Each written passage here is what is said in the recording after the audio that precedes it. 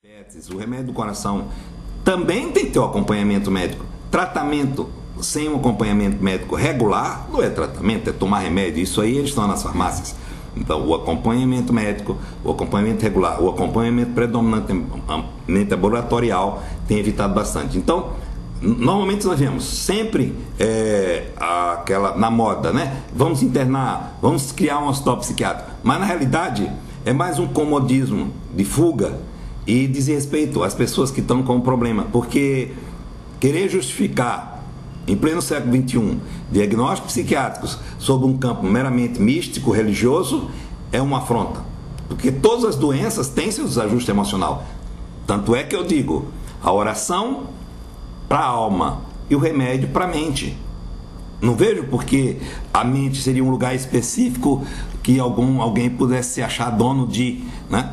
Toda alteração tem. Tanto é que eu sou descendente do Bezerra de Menezes, que é meu tio-avô, que tem um trabalho na loucura sobre o Novo Prisma, e eu acredito, se assim eu tivesse, eu acredito que num dos trabalhos que ele possa psicografar hoje, né? Ele era tio da minha avó, então, cearense, minha avó também era cearense, Antônia Bezerra de Menezes. Então, nesse trabalho, a gente vê o seguinte: o que é que nós estamos querendo com o ser humano?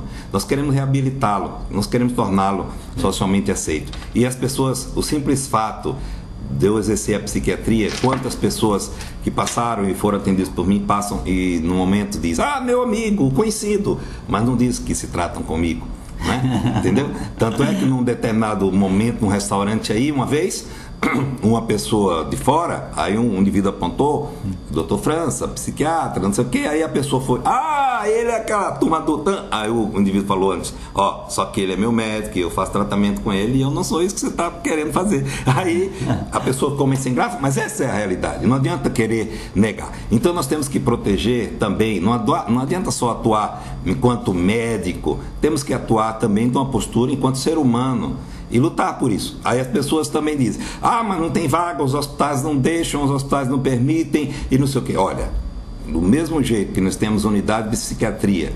de pediatria, de ginecologia, por que não de psiquiatria? Isso aí, a minha experiência, né, nesses quase 31 anos de Dourados, mostra que qual foi a intercorrência psiquiátrica que prejudicou os outros pacientes? Não, a maior dificuldade foi em cima do preconceito dos profissionais, inclusive falando da semana passada no caso dos profissionais do CACEMES, no qual durante muito tempo eu trabalhei assim, voluntariamente na formação de professores, né, de profissionais auxiliares de enfermagem na Vital Brasil. Nós ajudamos de uma maneira voluntária.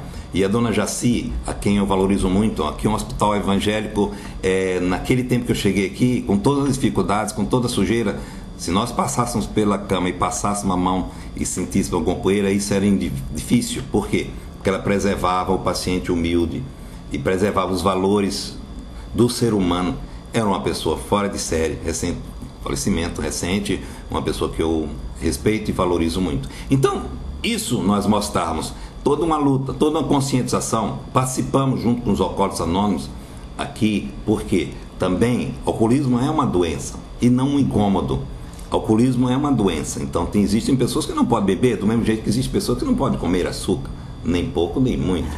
Então, a bebida também, nem pouco nem muito, tanto é que um dos lemas alcoólicos anônimos evita o primeiro gole. Então, esse processo estigmatizante é muito cômodo por conveniência, mas nós temos que lembrar o seguinte: vamos progredir.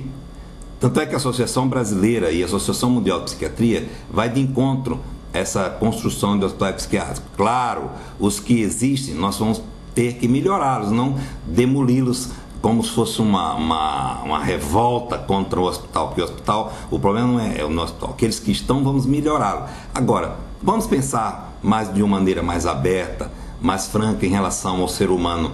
Vamos deixá-lo, dar espaço para a vida, porque todos nós temos oportunidade de ter algum problema psiquiátrico e você não gostaria de perder toda a sua existência dentro do fator social, em termos profissional, de concurso, de tudo, se de repente for internado num serviço estigmatizante ainda Por que não dar essa oportunidade para essas pessoas? Porque eu digo não porque por palavras, nem porque escrevi, nem li, e sim por vivência profissional. Eu e todos que tiveram, que de repente estão me vendo aí na televisão, vão estar sabendo e estão conscientes disso. Hoje estão livres desse estigma que de repente pode ter problemas, estão se tratando normalmente. É como diz o Roberto Carlos, eu tenho toque, como ele diz no Fantástico, mas eu tenho muitas consultas ainda pela frente. Então não é uma coisa assim, isso aí é um espaço aberto. E isso se deve a quê? Né?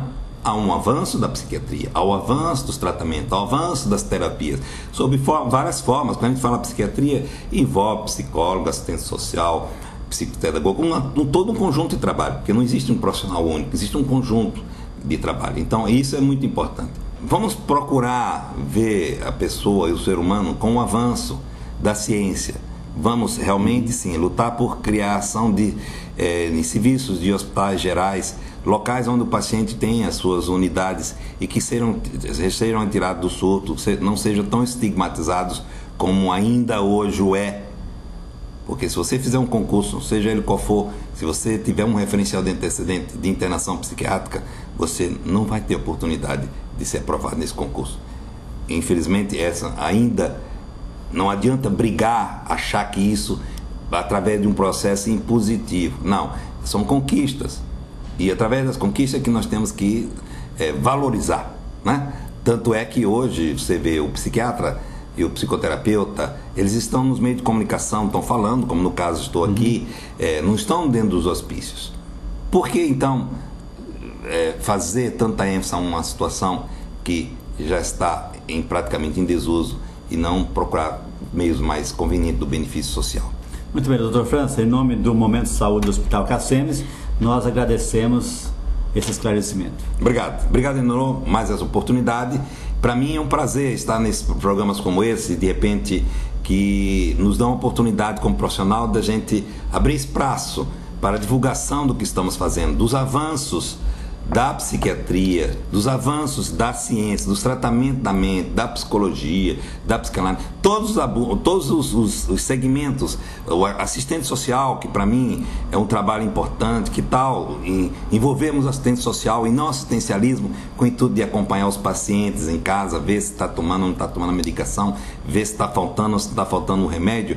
É um assistente social de uma maneira dinâmica, bonita, e fazer o ser humano mais ativo, ser humano que seja valorizado e respeitado, porque nós somos seres sociais e como ser social nós temos que lutar pelo bem-estar, e aqui estamos nós à disposição, e para mim é um prazer estar aqui novamente e repito, vamos em frente, vamos continuar nosso trabalho em bem-estar do próximo. Muito obrigado. Elenor Soares entrevistou o Dr. França no Momento de Saúde da Cassemes.